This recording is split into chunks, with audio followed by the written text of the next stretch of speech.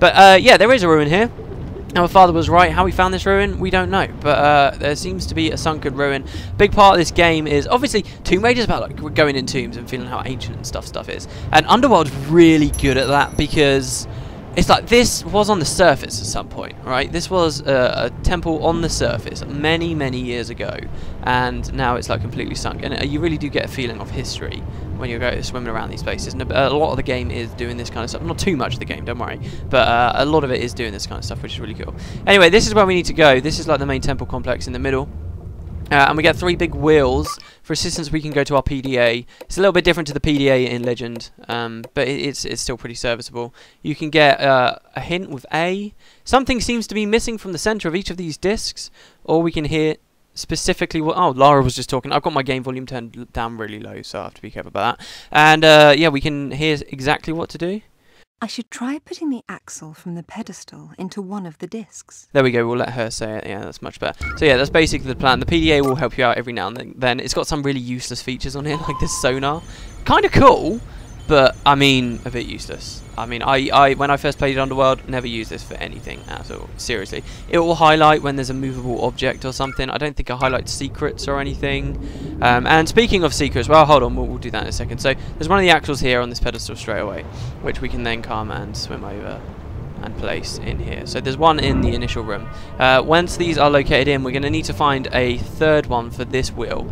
Basically, this original puzzle is you need to spin this so that, can you see how there's like a circle or an eye, as I call it, inside some of these like thirds of the wheel? You need to have it so that all the eyes are lined up in the correct, in like the middle, so you get a big wheel in the center area that's like a giant eye.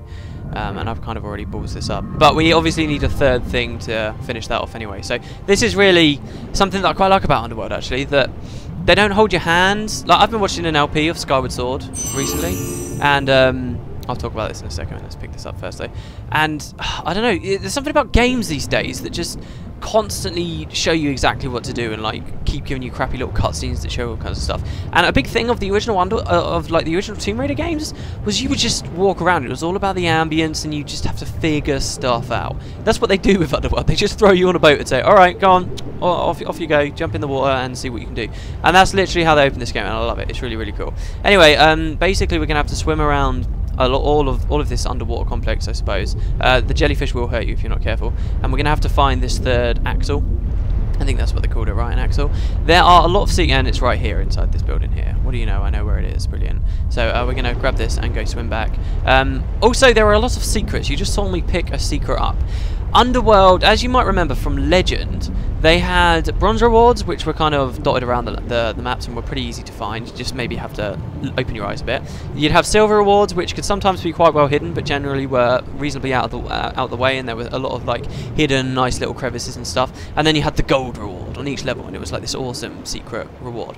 Underworld changed the secret system, and it made it crap. Honestly, I'm sorry, I don't like it. I don't like the secret system here. Instead, now, instead of having all those tiers, they've got one thing they call a relic on each level, and then they just throw, literally just, imagine they've got a sieve and then a load of secrets, and then they just sieve the secrets all over the level, just all over the place, and there's like 20 or 30 of them per level, all over the place. So you've just got to like keep your eye out and try and find all these little secrets, and it's never really that rewarding finding any of them because they're just laying around. And it always is, because of the system they're doing, it's a bit like with Assassin's Creed or something, you know how like with the feathers or whatever, or the capes, where you can just find a load and you just get to a frustrating point at the end where it's like, oh, you know what, I've found so many and now I've got one left and have no idea where the hell it can be. It just gets a little bit frustrating. That's the thing that they've done here. There is the one really cool secret that's left on each level, which is awesome. It's been a while since I played though. I did 100% it when I played it before. Well, sort of. I'll explain more of that later. But I just did a test run and I didn't find the really big relic. I'm hoping that throughout the LP we will find all of them, because you can go back to maps on this game. But I'm not going to do 100%. I'll say it right now, this isn't going to be 100% LP. This is going to be me relaxing, talking to you guys after, you know, work on the weekends and stuff. And you know what, if I really start enjoying this, then maybe we'll go for all the secrets. But to be honest, they're just littered all over the place, and it's really easy to miss one of them, and then you just got to go back. It's just a bit annoying. It's just a bit annoying. So that's kind of what they did with the secrets. I will show you all of the obvious ones and ones that I know. If you do want to play along with me and you do want that 100%, maybe that'll help a little bit. But yeah, really. Oh yeah, there's that guy as well, which did make me jump the first time I was playing. That's kind of what they're doing with the secrets, which does suck. I don't agree with it that much, but hey, I'm not here to criticize this game or anything. But yeah, we get inside the ruins. Hooray, hooray, hooray. I want to turn the volume up. And can I just say straight away, actually, let's, it might be a good idea. Let's go game options, not game options, audio visual, volume settings. Let's turn the sound effects down a bit and keep the cinematic volume and in-game music up, because I want it to be really ambient. I love the music in this game. I love the ambience that it sets up. The guns are going to sound way too loud and stuff though on YouTube, so let's just turn that down. Did that actually save or not? Hold on, because I didn't press. Yeah, I did. Okay, cool. Yeah, so hopefully that's alright for you guys. I love it. I'm not going to be able to hear it that much, and with me nattering away, you're not going to get the same impression watching this LP as you probably would playing it yourself, let's be honest. But yeah, absolutely love it. Oh, no, no, no, no. Wait. Am I on the same profile so it didn't let me have that secret, or was it just in a different pot? I thought there was a secret in this pot. Maybe there's not. Wait, hold on, let's have a look at my PDA. Wait, area info. Oh, it's already got all the treasures that I found on my test run. Oh, that sucks. Okay, well, there was a secret in there. There was a treasure in there, which I found before.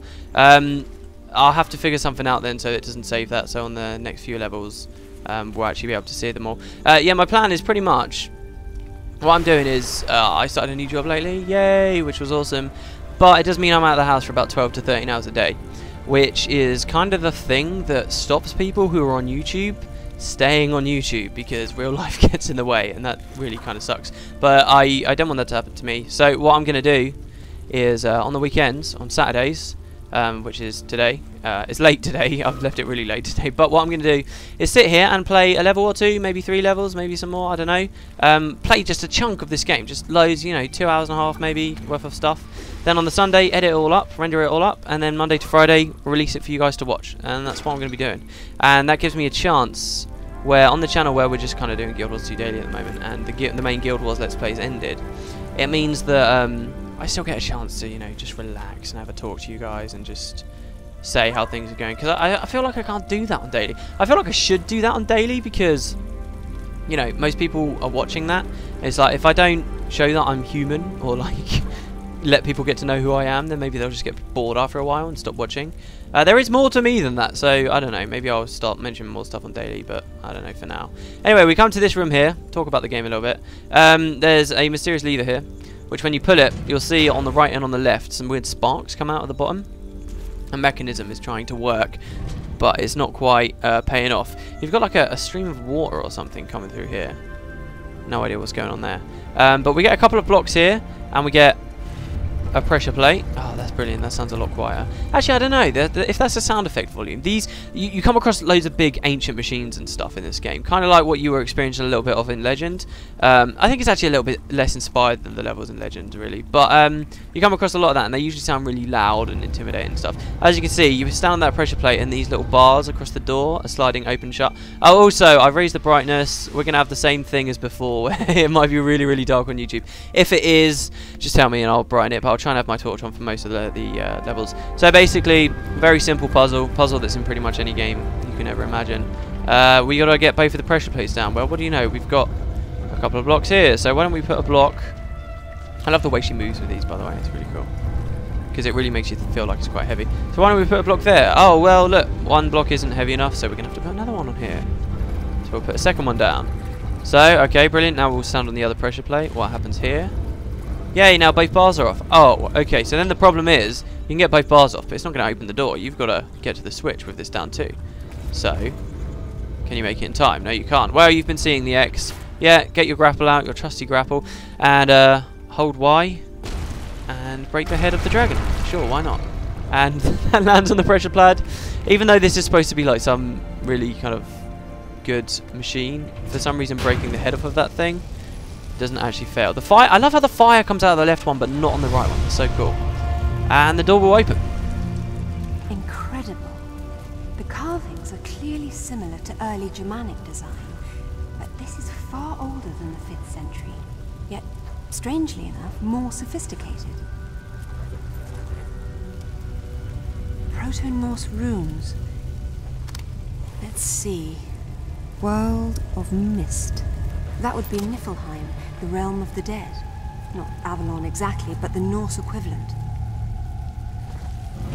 Yeah, again, did they say where we are in the world? Because this is kind of a big thing. I can't remember. Later we'll be able to look at revisit location and we'll know exactly where we are in the world. But okay, so this is a ruin in the middle of an ocean or a sea that didn't look, you know, very cold or anything, with Norse ruins in the bottom of it.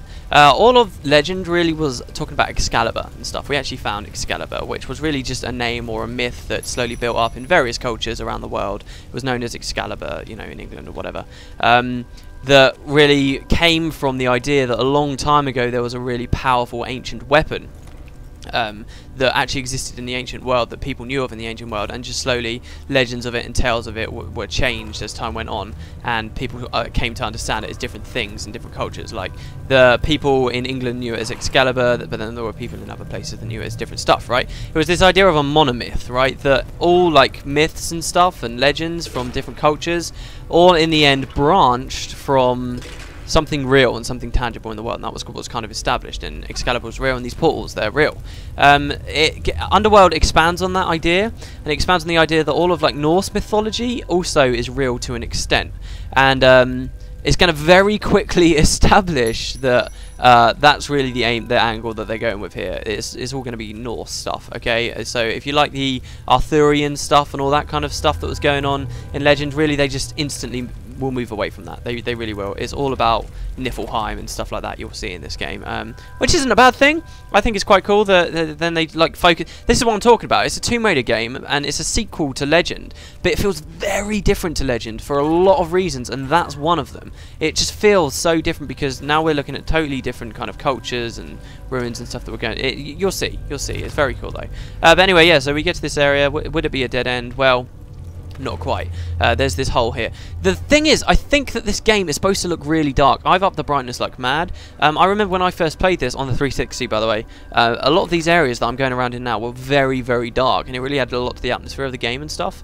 I've made them really bright now for you guys to watch, because when I render stuff, it gets a bit darker and all that. So there is that, I suppose. What the hell is that?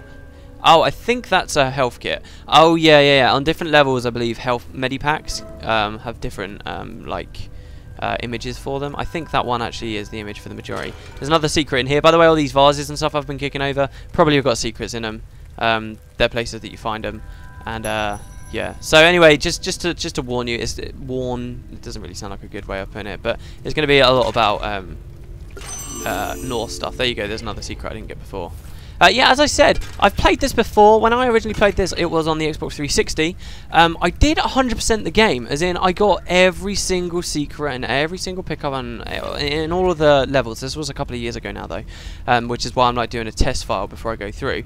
And the problem is that it glitched out. My achievements on the Xbox completely glitched out, so I picked all the stuff up, but it didn't count for the achievements, which pissed me off, which meant I would have had to have restarted the game and found every single one again, and I didn't, and then that's kind of what put me off the game in the end. There is DLC for it on the Xbox. I don't know whether it's available for the PC. Anyway, we come into this lovely looking chamber here. Did I get you? Did I make you jump? I hope you jumped. I jumped. I jumped the first time I played. This game isn't that scary. Wasn't there quite a scary level on... Oh, it can be quite scary in sometimes, actually. Oh, that's lovely. This guy's not that scary. Oh, look, how convenient. I hope it's as blind as it looks. Yeah, so do I, Lara.